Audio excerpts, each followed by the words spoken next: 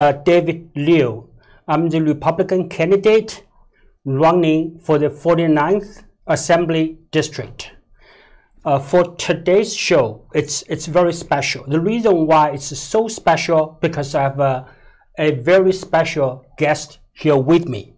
That's Miss April Verlato. She's the mayor of Arcadia. She's also the only Republican candidate for the 28th Congressional District. Welcome, Ms. Verlato. Yeah. Thank you. Thank you, David. It's a pleasure to be here. I'm very glad and very excited. This is going to be great. Yeah, great to have you here being with me. So as everybody can see, in the past a few months, even few years, you know, the safety issue in the county of Los Angeles, especially in the cities where, such as, you know, Arcadia, Pasadena, Temple City, Alhambra, Monterey Park, Monrovia, Glendora, you know, especially in those cities, the crime rates have been going up consistently. So it is a big issue. You know, in addition to the crimes, you know, crime rates going up, there's also a big issue of inflation. So let's address those issues one by one. In terms of public safety, Ms. Verlato, what do you think the reason or the reasons are, you know, for, you know, the crimes being committed and more often, and as opposed to the past? Yeah. So we definitely have policies right now in the state of California that make it easier and almost make it incentivizing criminals to commit these acts because there is no consequences. You get a lot more and more policy to, first of all, decriminalize a lot of behavior that used to be a crime. Now it's not a crime. So these people commit these acts and there's no punishment because it no longer counts as a felony. Then you've got a district attorney that no longer wants to charge crimes for what they are. They want to look at the crimes and go, oh, it's not that bad. We're not going to charge that as a felony. That's just a misdemeanor. So let me give you an example. In the city of Arcadia, we have the smash and grabs now that have happened at our mall, which we don't want. We're trying to defend against. We're trying to deter these types of crimes. But what ends up happening is these criminals know they can come in, they can do these smash and grab crimes. They can steal the Hermes bags. They can steal your Louis Vuitton bags. And even though it's over the 950 and it's a felony, because there's no physical harm to anyone, it's considered a non-violent felony. And Gascon doesn't want to charge it as anything more than just a theft. And when you have that happen, there's zero bail because it's not a violent felony. They're booked and released the same day. And then they can go out and commit the same crimes over and over again without any kind of consequence or punishment for the behavior that they're doing. Yeah, it's so true, actually. What happened in Glendora is actually, in a way, even worse. What happened was that a few months ago, actually, there was this person. He actually broke into a car. He's trying to steal the car. He was arrested and taken to the police department, but he was released on the spot. And 2 hours later, and he was arrested second time because he was trying to steal a second car. Yeah. Another 2 hours later, a third arrest, but still he was released. Yes. So meaning that if we have policies like that, nobody is safe. At least nobody can feel safe. Right. So if you cannot feel safe, what is the point?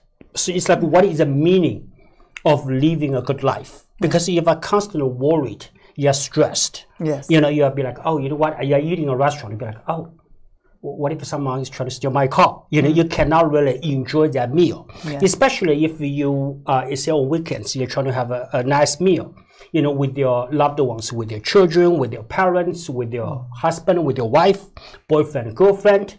But you cannot really enjoy that meal at all, right? Yes. Because you'll be like, oh, you see someone probably, you say you are eating, through the window. You see someone walk toward your car, you'll be like, man, is he gonna try to steal my car?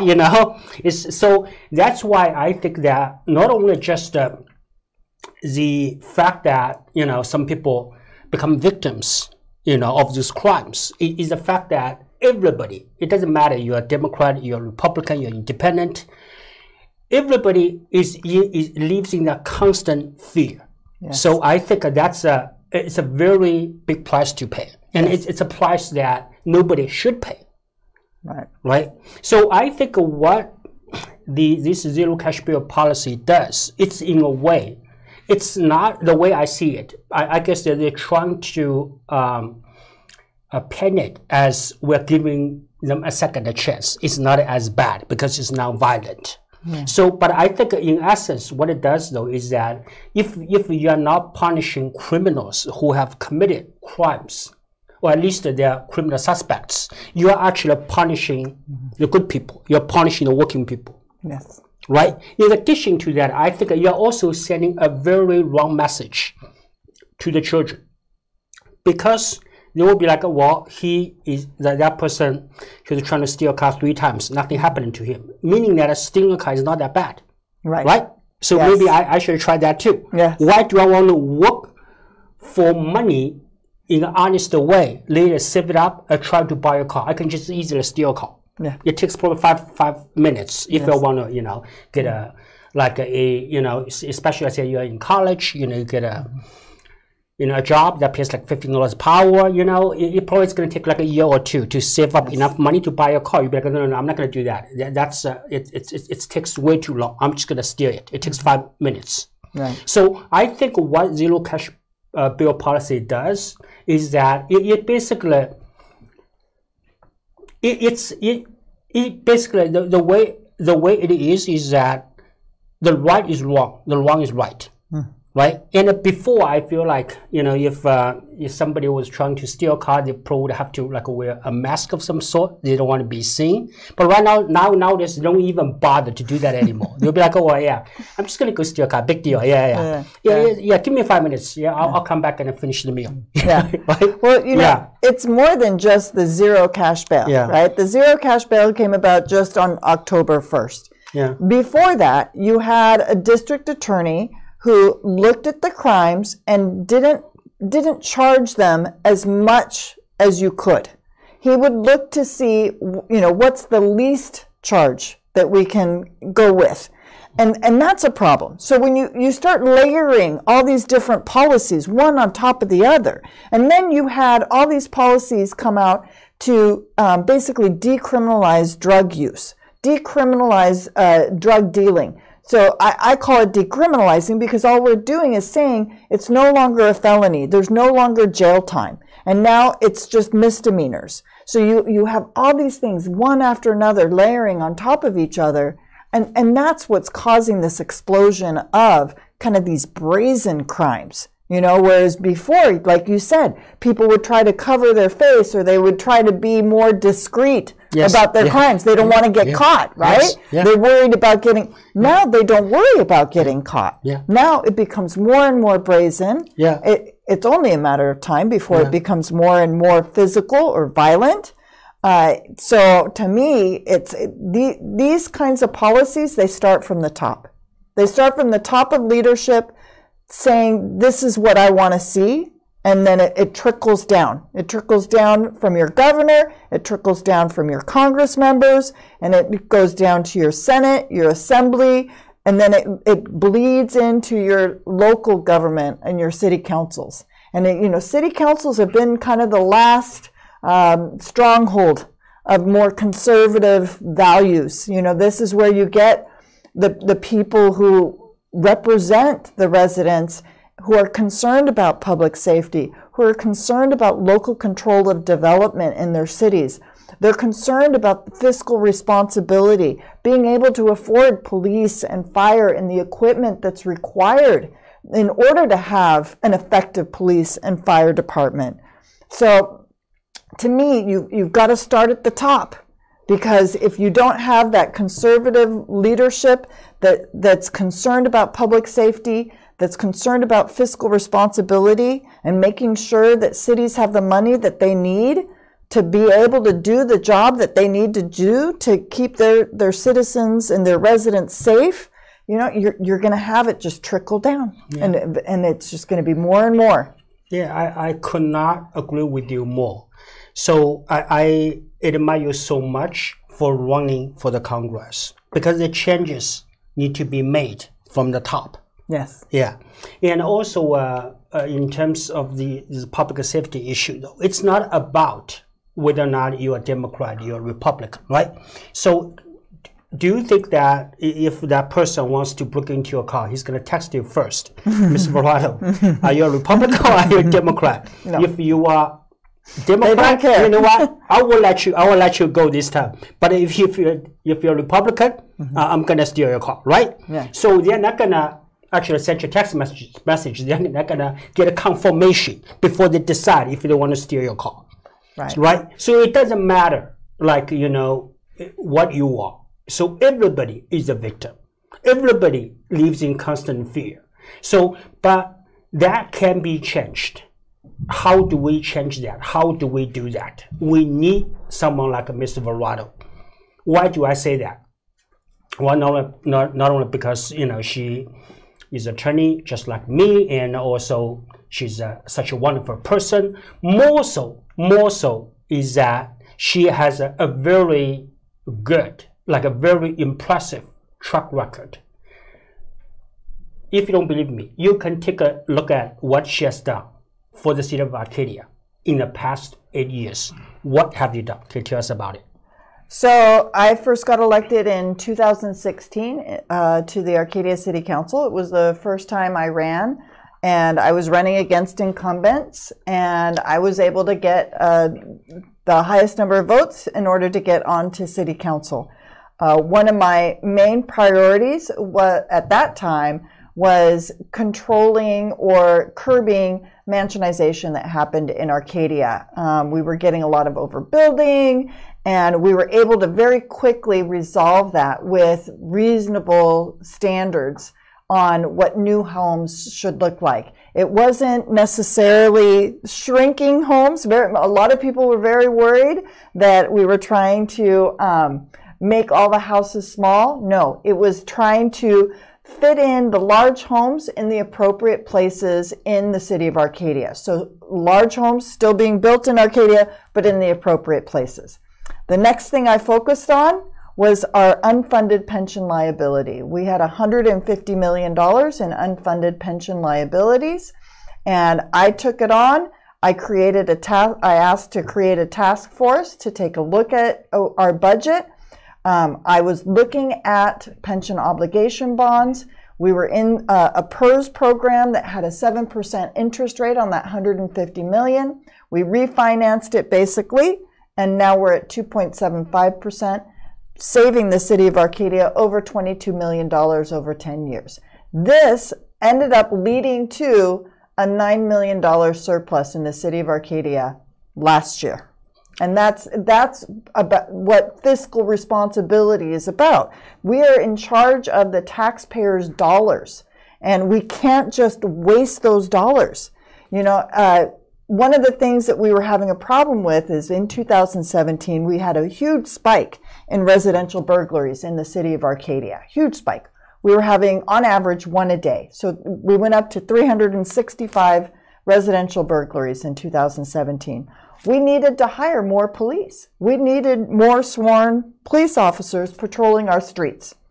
To be able to do that, you've got to have money. And the revenues, they come in on sales tax, hotel tax, property tax, but it's limited.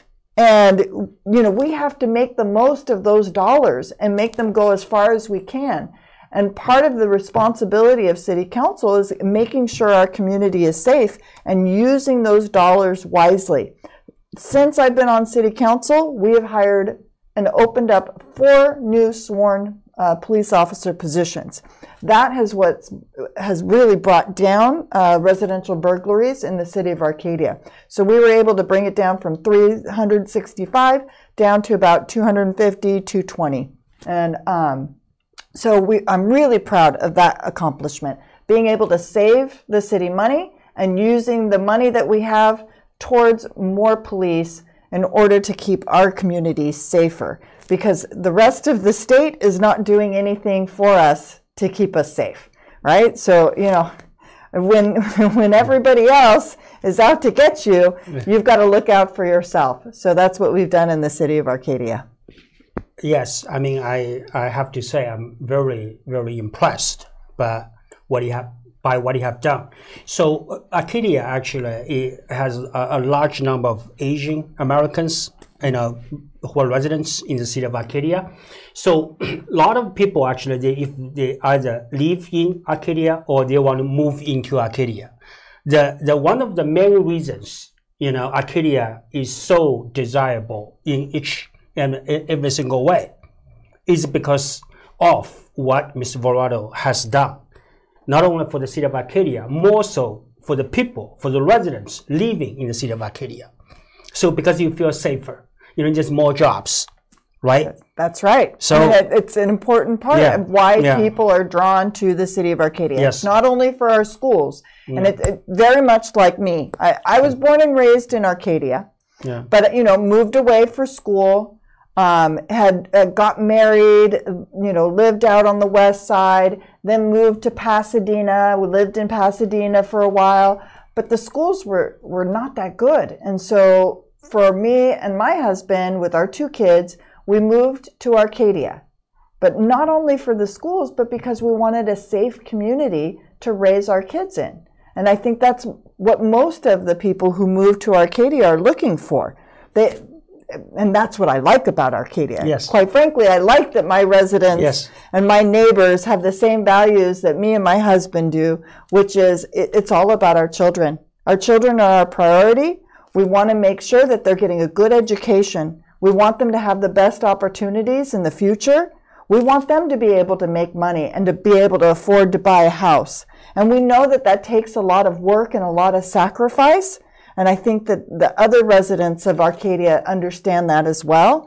And we want someplace safe for our kids to go out and go to school. We don't want to worry about people shooting up at our, you know, shooting our students at the schools. We don't want to worry about people going in and doing smash and grabs at our malls when we're out shopping. So I believe that we're all in this together. We're all looking for the same thing. And that's why I'm running for Congress, is I want to protect my children, but I want to protect the children of all of my residents as well. Yes, yes. I think 2 major attractions for the city of Arcadia. One is safety. The second is good schools, because it has a very good school district. So if Mr. Verlato can make Arcadia, I'm sure she can make the whole district, every single city in the district, Arcadia. Oh. Right. So, Mr. Verlato, I hope so. Can you just give us the whole list of the cities that's in the district, so people would know? Yeah. Sure. So, Congressional District 28 was redrawn 2 years ago. So it's got new boundaries. A lot of people are not familiar yet with the new boundaries. It now starts up in La Cañada, and it goes down into the northeast part of Pasadena, and then drops down to, you know, South Pasadena, Alhambra, Monterey Park, Rosemead, San Gabriel, San Marino, then goes back up to Arcadia, and then goes up across a very small part of Monrovia, very top north part of Monrovia, goes up into the foothills, across the mountains, into Wrightwood, drops back down into Glendora, just the top part of Glendora, top part of Claremont, and then goes across the top part of Rancho Cucamonga and Upland. Goes all the way into another county, San Bernardino. The district is, I found out today, 45 miles long. from one end to the other. 45 miles. Wow. Yeah. Like, oh, it's a big district now. Yes. So, yes. So we've got a lot. Oh, I forgot Temple City. Did I say Temple City and Rosemead? Yes. Yes, yes, yeah. There's a lot of cities in there, 15 cities. Yeah. I'm also running for the 49th Assembly District. Yeah. Actually, the cities that are in the district will actually overlap quite a bit with Ms. Verlato's 28th Congressional District.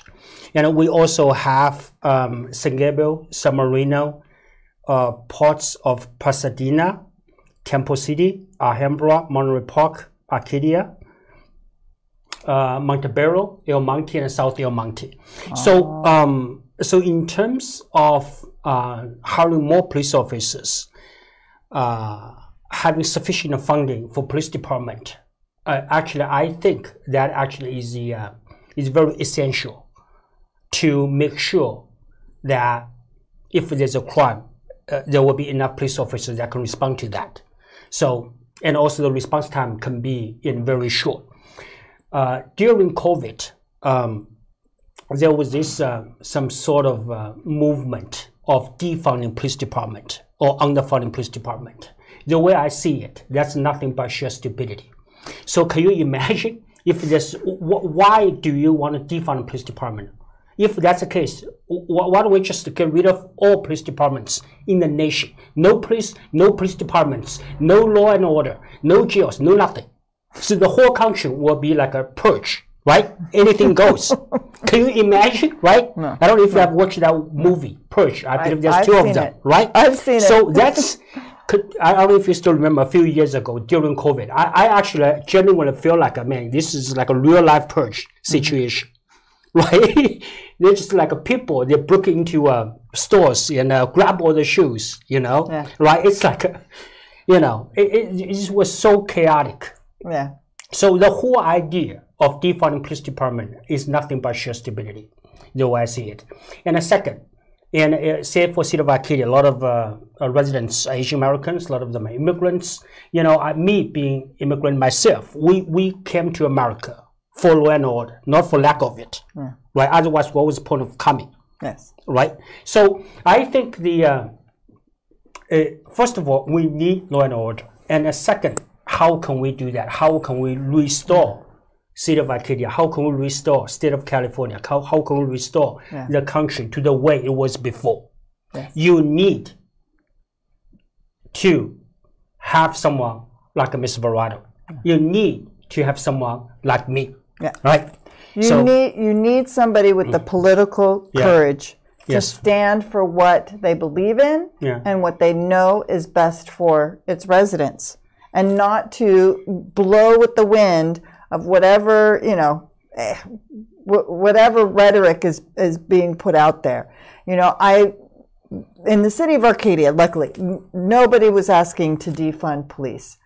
We actually hired 2 more police officers during 2020. To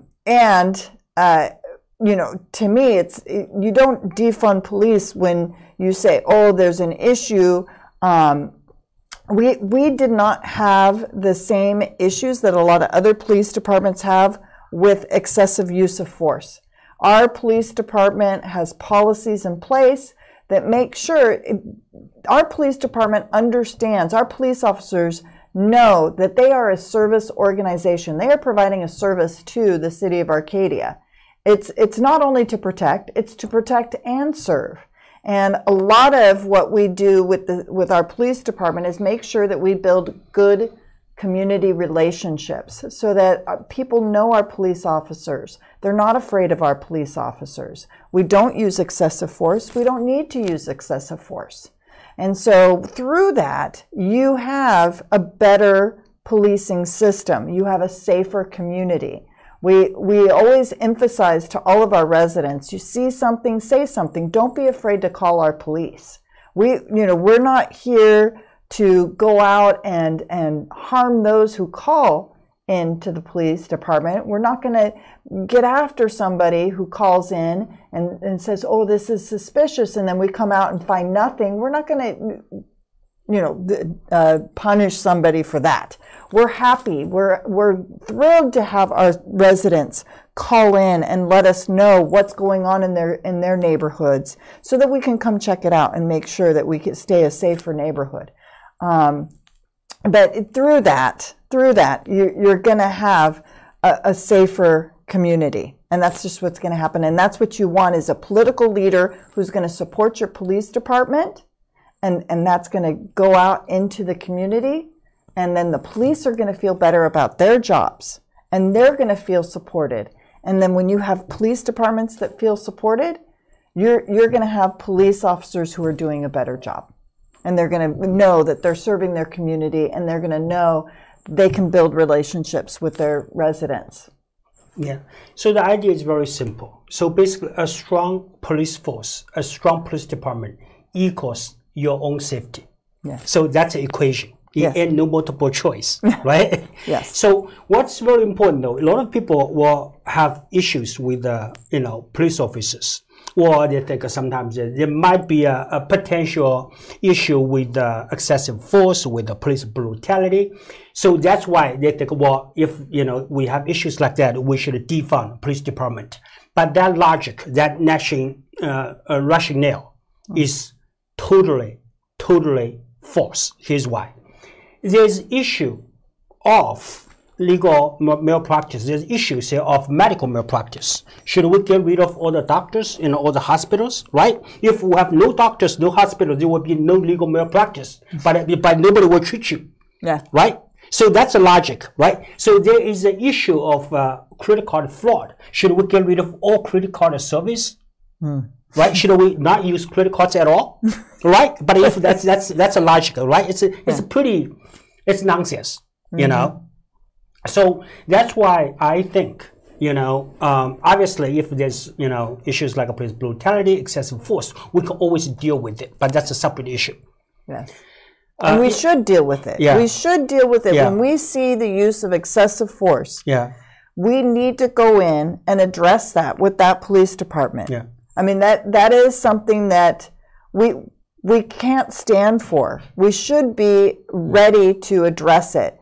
And so I don't think that we want to give the message of, if there's use of excessive force and our police departments are, beating up people for no reason, that's totally fine. No, that's not it at all.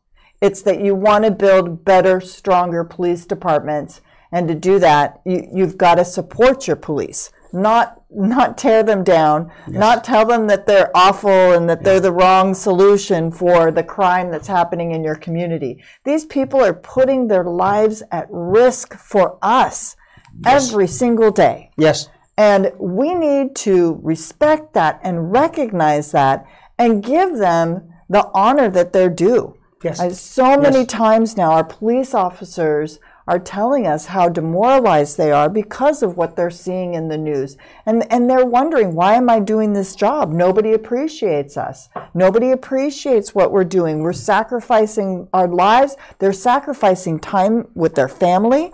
There's officers, they work throughout the night and they don't see their families, because when they go to bed, that's when their family is waking up and going to school. And when they wake up, that's when their family's coming home. And, for us to sit there and say that, our police officers aren't doing a good job, we need to defund our police officers, that's a slap in the face to all these men and women who sacrifice so much for our safety and to protect us and to serve us. Totally. Not only the police officers do not deserve that lack of appreciation. What's more important, though, is that this whole thing, because they're doing their jobs for you, to protect you, to serve you, right? So if you want to get rid of them, who's going to protect you? Nobody's going to protect you, right? Your car gets broken into, like who are going to call? Nobody, because there's no police officers, they'll pick up your phone calls. So in addition to public safety, another big issue is, I think nowadays, as I was saying, is inflation, right? Like everything has gotten so expensive. So people and small businesses are moving out of California on a daily basis. I believe there's a study that shows that every single day, there's 500 people. They will move out of the state they're not coming back, right? Elon Musk has left. I don't think he's coming back. And taking a bunch of jobs with him. Yes. That's the problem. Yeah. So usually people who move out of the state are the working people or small business owners or even like big business owners like Elon Musk, right? Yes. So when Elon Musk is gone, 10,000 jobs disappeared as well from the state of California forever. Yes. Forever.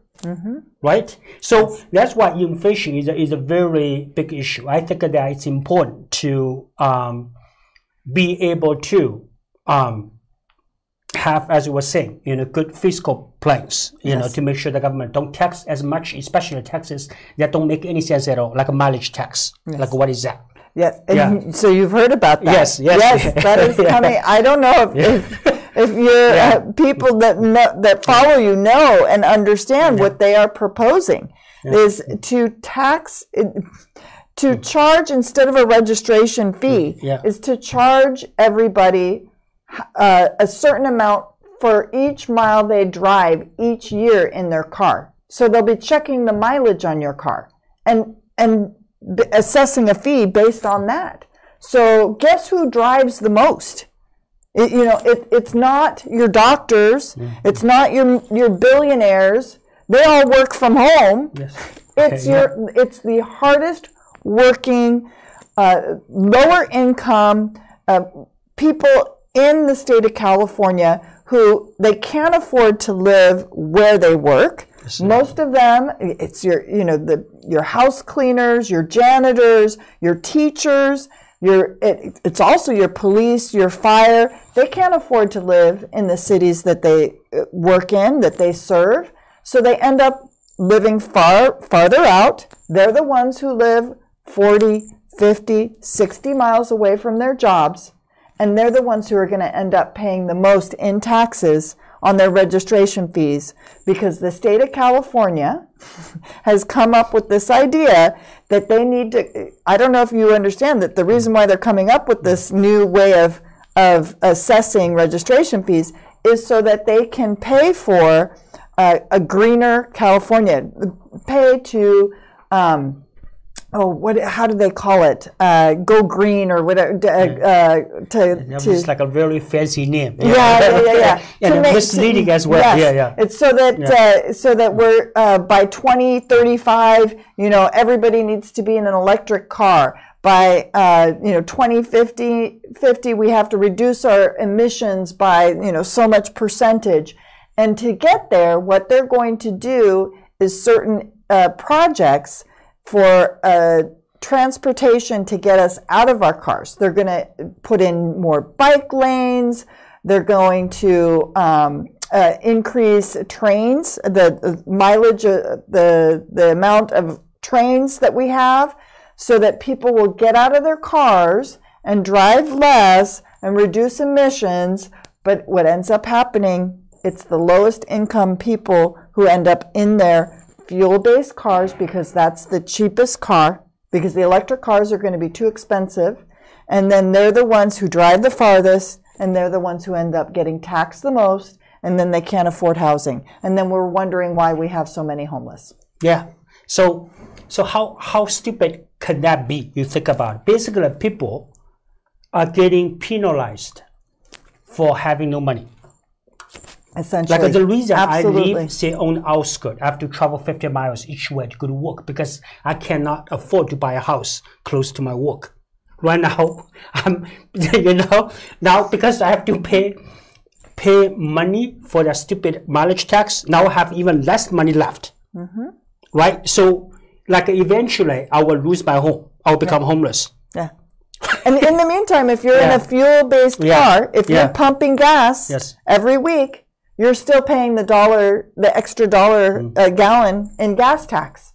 So you get to pay gas tax and you get to pay on a mileage fee, unless they decide to get rid of the gas tax, which I don't think they're going to do. I think they're going to do both, because they haven't talked about that they're going to phase out the gas tax. They're just talking about adding a mileage tax, because the fear is everybody's going to go electric, and then they won't collect as much in gas tax. And then they won't have as much money to do all these projects that they want to do to reduce the greenhouse emissions in the state of California. So basically, it seems like the general idea of the policies in California is that working people are getting penalized for having no money, for having low income. Criminals are getting rewarded by not having to suffer any consequences. Yes. And average people live in fear every day, right?